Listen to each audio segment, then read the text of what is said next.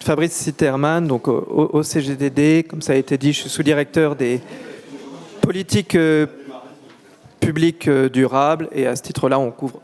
notamment la durabilité des politiques agricoles et alimentaires, et c'est à ce titre-là que j'ai le plaisir d'animer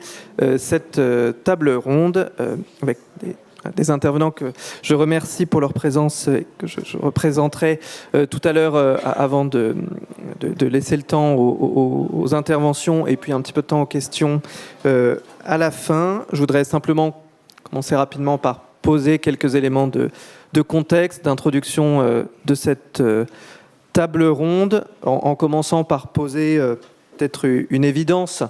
qui est que l'agriculture est l'un des secteurs les plus exposés, les plus vulnérables aux aléas climatiques et le plus concerné par les enjeux d'adaptation au changement climatique, tout simplement parce que le secteur agricole est directement aux prises avec la nature, les milieux naturels, etc. Et donc, il subit directement les conséquences du changement climatique. On l'a vu particulièrement ces dernières années ou de manière encore toute récente en termes d'épisodes de température, de variabilité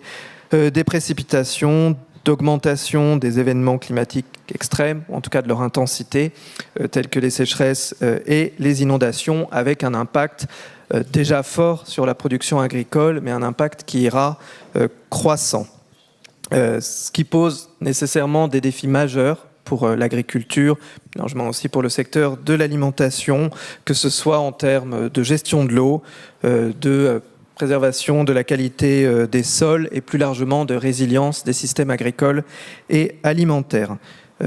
La vulnérabilité, notamment les enjeux d'adaptation au changement climatique dans le secteur agricole, c'est un enjeu fondamental, un enjeu crucial, non seulement pour les objectifs de souveraineté alimentaire que s'est fixé la France, et donc pour être en capacité durable, dans des conditions durables et pérennes, de produire sur notre sol de quoi nourrir la population française. On voit bien que la question de l'adaptation à long terme des systèmes agricoles se pose. Et donc c'est important pour la souveraineté alimentaire, pour l'atteinte aussi